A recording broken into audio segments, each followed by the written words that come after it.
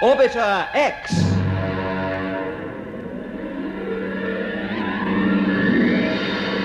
Episode 13. The net closes.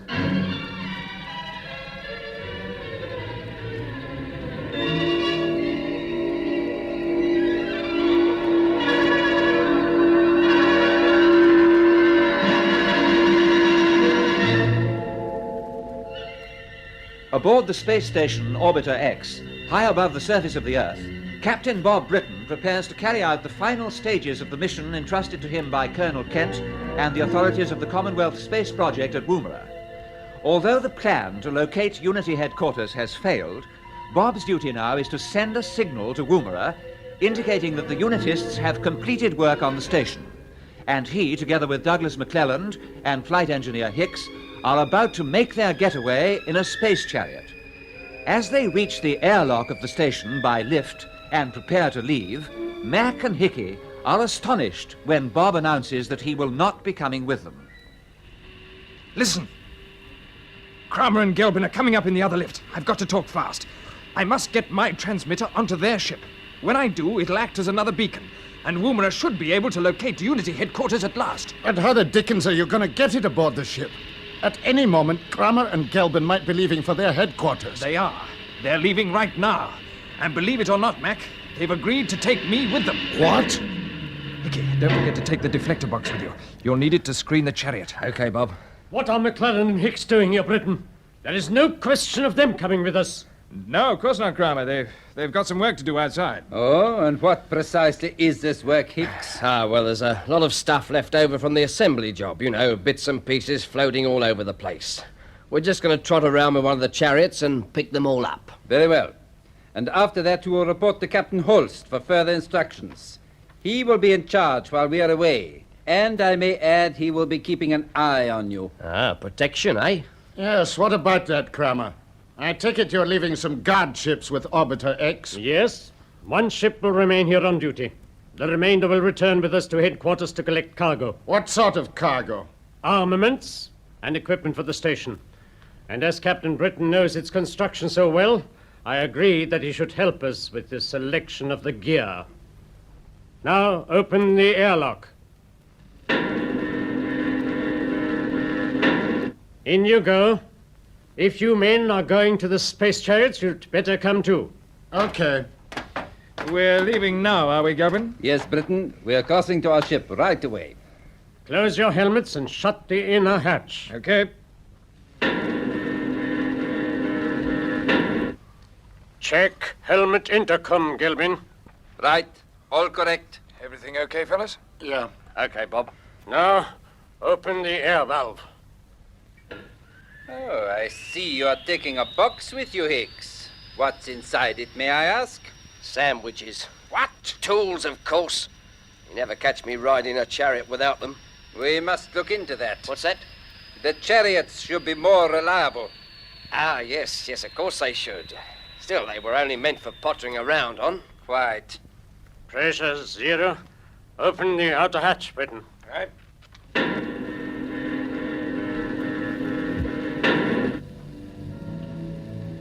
You know, Gelbin, great mechanical achievements never fail to stir me. Just look. Here we are standing in the hub of a great wheel, 1,000 miles above the surface of the Earth. And inside the rim of the wheel, a handful of men can live and work and shape the destiny of the whole world. Wonderful. And each day, they'll be able to examine every square foot of the globe down there. From now on, nothing can be hidden from the eyes of Unity. Nothing. Bob, have you any final instructions for us? No, I don't think so, Mac. Everything's clear, isn't it? Yes, our job's simple enough. Sure. We'll just go ahead. Good. We shall need our jet pistols to cross over to the ship, Britton. Are you ready? Yes, I'm ready. Sure, Mac. Bye, Hicky. All the best. See you soon, Bob. All right, Gelbin. All right, Britton. Here we go.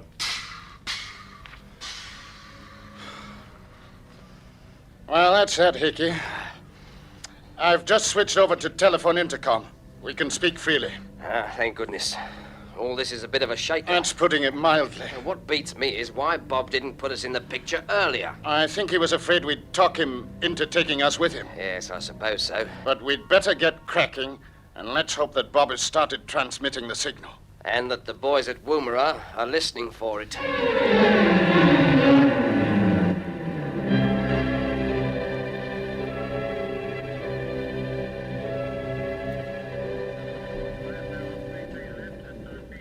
How's the interference level, Brown? Just the same, sir. And still nothing on the special sound channel? No, not a thing. Any news, anybody? Ah, it's you, Captain Knight. Yes, sir. No, I'm afraid there's nothing to report. That ship of yours must just about be taking root out there on the launching platform. Yes, it has been ready for takeoff for rather a long time. In fact, the the ground staff are talking about planting a few creepers round it. Yes, well, do you think we shall ever get the call-up signal from Bob, Colonel Kent? Well, I think so, but the minister seems to have given up hope. He's actually gone into Canberra to discuss a new plan of action. Or something big, do you mean? Yes. You see, the whole fleet is now fitted out with arms and deflectors, and it could give a pretty good account of itself. Yes, I'll say it could. And with the new radio equipment, our transmitters can be heard over the interference without the unitists being any the wiser. So the element of surprise will be completely on our side. Colonel Kent, listen! There's something coming through on the special channel. Huh? By George, yes, at last, the signal we've been waiting for. Brown, make sure the direction finders get onto it right away. Okay, Colonel. Hello, DF. Check transmission on special channel, please. Urgent. So this is Bob's signal. Yes, and you know what it means? Orbiter X is complete and the boys are crossing over to Orbiter 1. Can I have permission to take off and pick them up, sir? Just a moment, we'll check the origin first. Direction finders say the transmission is definitely coming from Orbiter X, sir. Good. You can get down to the launching platform, Captain Knight. Thank you, I'm on my way. Hold it 1 second, Chris. Why, what's wrong? The transmitter sending this signal is moving. So is Orbiter X. Yes, but it's moving away from Orbiter X. What? DF are feeding a tracking chart through to us now, sir. Look, it's coming up on the central monitor. Yes, I see. What do you make of it, sir? Well, I think I know what's happened. Yes, Bob must have realized that the original beacon he put onto Kramer's ship had packed up, so he's replaced it with the pocket transmitter. Then we're actually watching the track of Kramer's ship right now. Yes. You mean we can follow it right down to his HQ and find exactly where the location is? Yes, the whole situation has suddenly turned in our favor. Brown, get a line to Canberra for me straight away. I must tell the minister about this before he goes into his conference. Right, sir. Captain Knight, you're in business after all. Go ahead and take off for Orbiter 1. The sooner you bring those boys back here, the better. And don't forget to keep in constant radio touch on the special channel. I want to know exactly what's happening all the time.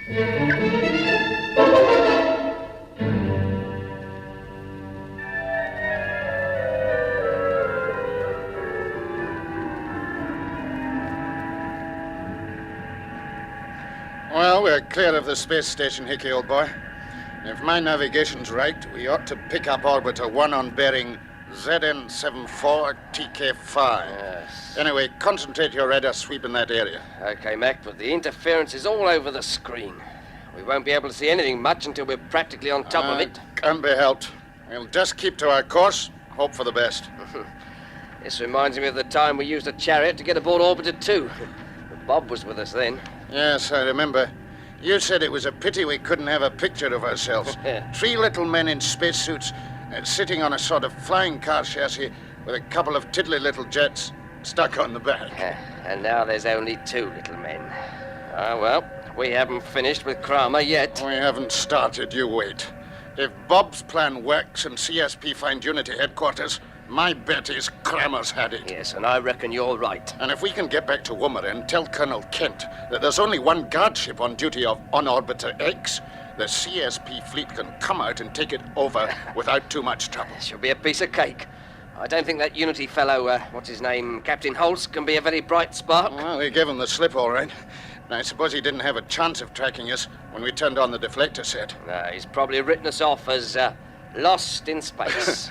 I don't suppose he's going into mourning. Hey, I was saying, look, Mac, there's something on the screen. Look. Where?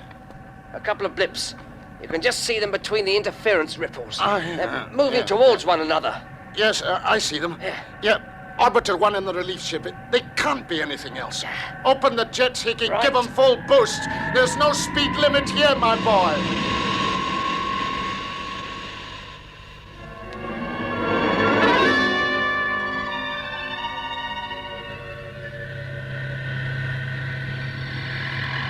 Hello, CSP. This is Orbiter 3 calling CSP Woomera.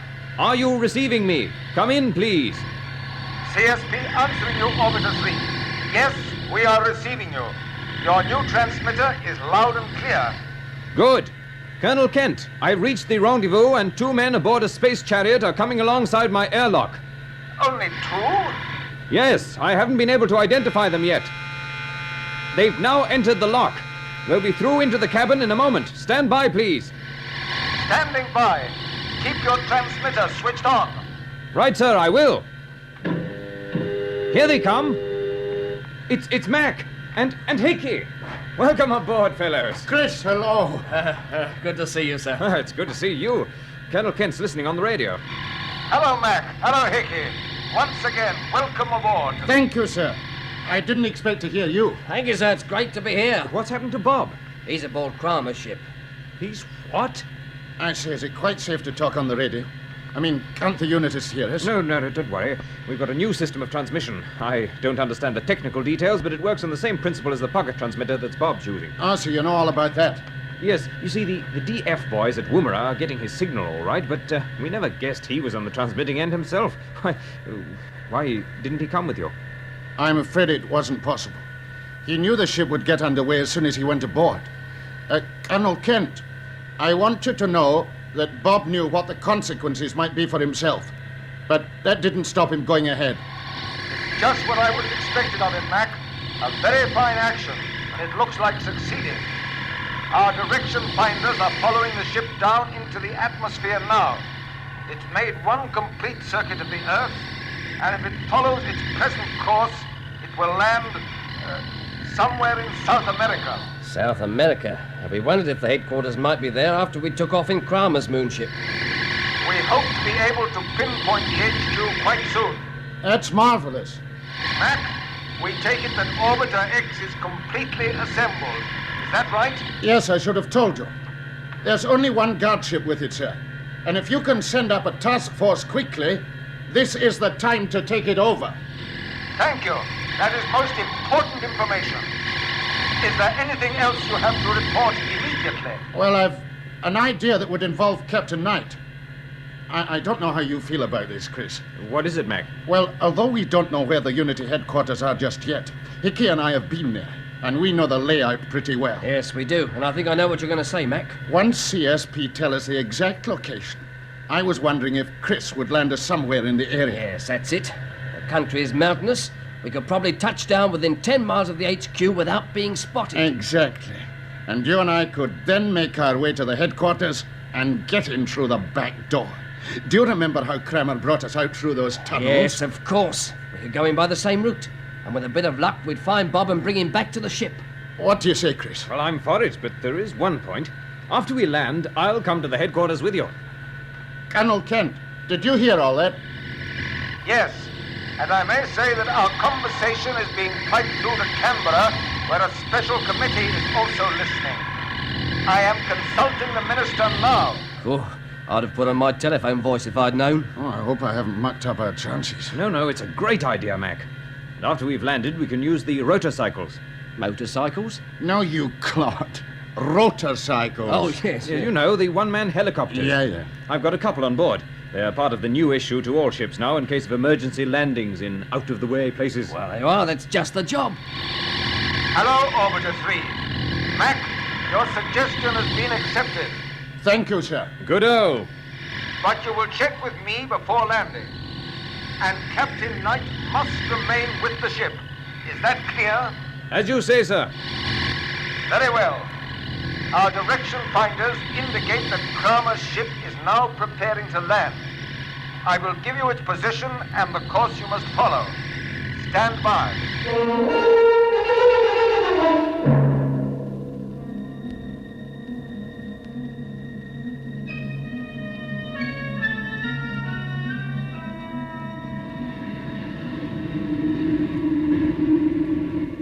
You seem very interested in our destination, Captain Britton. Obviously. I guess that your headquarters might be in South America, but I still can't see exactly where you're heading. We are heading towards the small republic of Kazala. Kazala? Oh, so that's it. Yes. When I founded the Unity organization, I realized that I should have to establish my headquarters in a small country whose government would be prepared to cooperate with me. I approached the president of Kazala and explained the position. Weren't you taking rather a chance? No. I knew my man, and I knew he valued his life. Also, he was interested in the fact that power no longer depends on the size of a country's population. With the help of science, a small country can lead the whole world. Check your safety straps. I am about to open the retrojets for the touchdown. Good. We are over Kazala now, Britton. As you see, it's almost entirely mountains and jungle. Yes. Perfect camouflage for the Unity headquarters.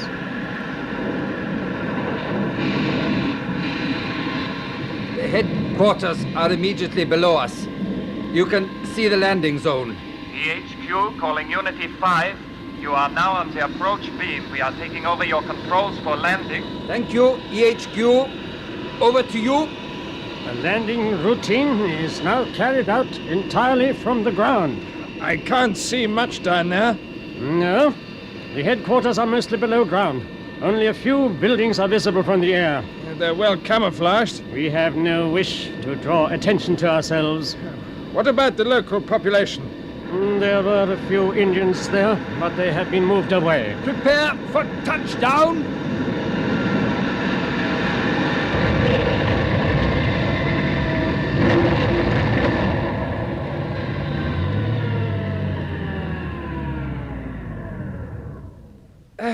There we are, right outside the entrance to the main hangar. Open the exit hatch, Gelbin. All right.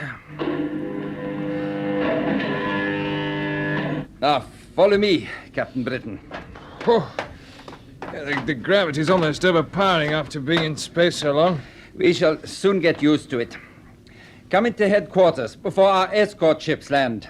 Their retrojets can be highly dangerous from the moment they begin their approach runs. Okay.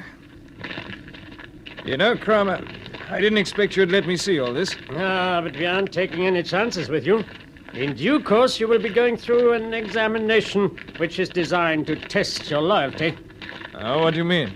We mean that you cannot become a member of Unity until we have looked into your subconscious mind and satisfied ourselves that you really are dedicated to the cause of Unity world government. Now we turn into the main corridor. Ah, yes, I remember this. I remember the sound of the generators, too. Hey, tell me, when are you proposing to carry out this examination? Why? Are you worried? Yes, of course I am. What methods do you use? We don't disclose them until after the test. And we do not tell our candidates when the test is to begin. First, we will go into the information room. Ah, Dr. Kramer, Commander Gelbin. I am glad to see you back at last. In you go, Britton. And you have Captain Britton with you. Yes? Still here, I see, Dr. Ravel. Of course. As you know, Britton has been of some help to us. He may join the organization, subject to test, of course. Oh, I see. Have you been in touch with Moonbase? Yes, all is well. But all is not well at the headquarters of the Commomwealth Space Project. What's happened? It looks as if Captain Bradley has defected. What? The contact warned us about him in the last signal from Australia. He said that he would call back with more information, but we've heard nothing. I've had a monitoring service working for the past 24 hours, but there's still no word. I'm afraid the contact may have been picked up by the Australian security people. Here, what do you mean by Bradley defecting? Where is he? Don't ask too many questions, Britton. It might be unwise at this stage. Hello, information room? This is the senior maintenance officer. Is Dr. Kramer there? Yes, I am. I am speaking from your ship on the landing platform, sir. We have this moment discovered an unusual piece of electronic equipment inside a locker in the control cabin. Well, what is it? It is difficult to say until we have examined it in detail. It seems to be some sort of radio set, but we cannot measure any transmissions from it. Perhaps, sir, you could tell me what this thing is. This seems extraordinary, Gelbin. Did we have any experimental gear on board? No, nothing like that. There must be some mistake. Nevertheless, we must check. Hello, maintenance? Yes, sir. We will come over and check this equipment right away. Come along, Gelbin. And you, Britton, you will stay right here until we return.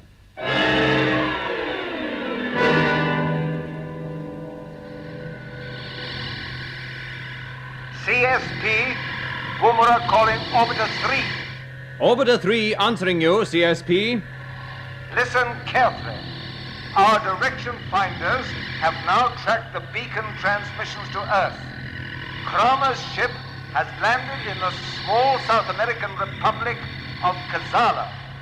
The bearings of his HQ from your position are QJ 54TX9. Repeat, please. QJ 54TX9. Mark that on the chart, Mac. Okay. You will see from the chart that the location is well concealed by the natural contours of the country. Yes, it is too. Yes, there seem to be mountain ranges all round it. I suggest that you land in the region of Mount Cassis. Will you check that, please? Mount Cassis. Yes, I've got it. About 18 miles southeast of Unity headquarters. Can you make a landing on the flat ground to the north, Chris? I should think so. According to the chart, sir, it looks pretty deserted. Good. Now listen. When you reach the headquarters, your first consideration will be for Captain Britton. Next, you will obtain such information as you can about the Unity organization. If possible, get a list of members. Finally, you will carry out sabotage to the best of your ability. Understood, sir. Right. Go in and land. Good luck, Orbiter 3.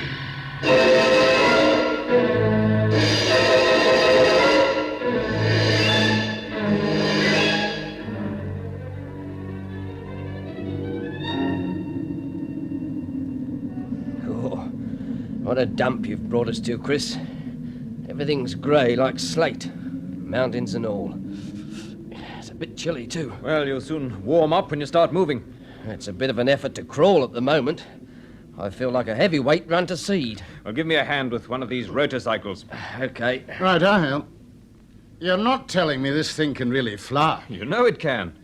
I haven't used one before. Well, get it out and I'll explain how it works. I've got it. Good.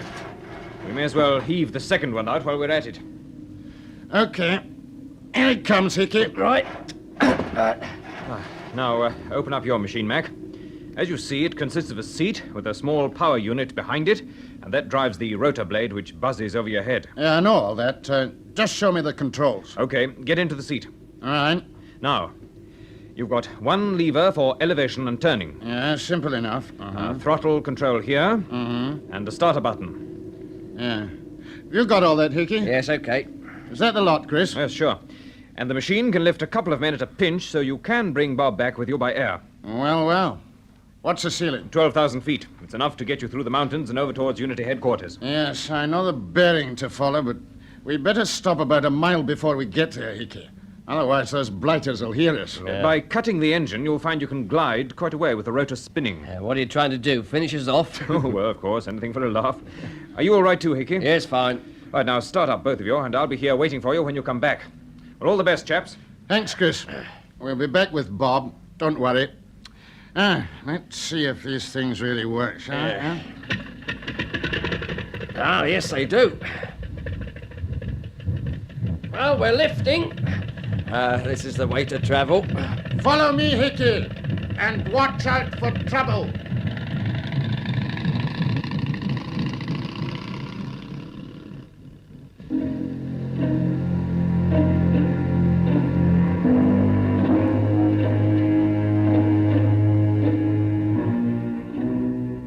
Kramer's away a long time, Bob.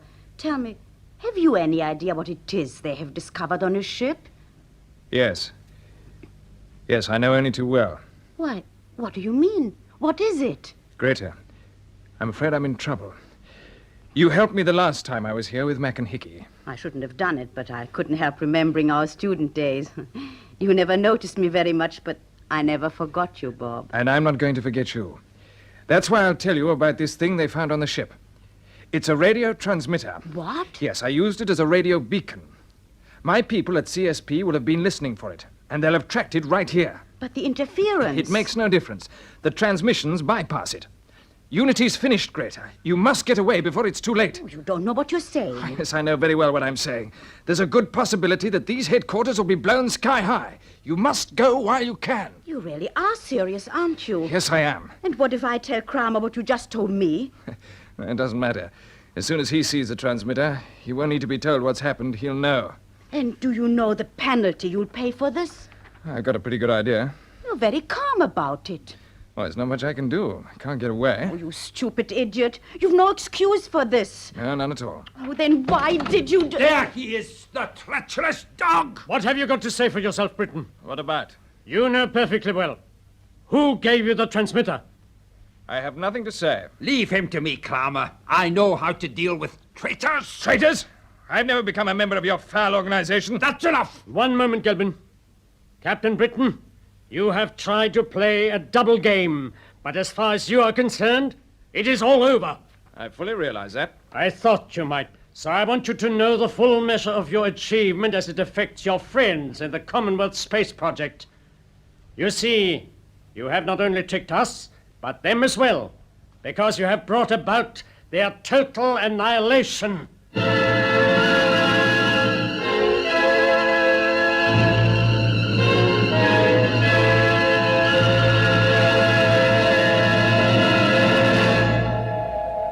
So ends the 13th episode of Orbiter X, an adventure in the conquest of space by B.D. Chapman.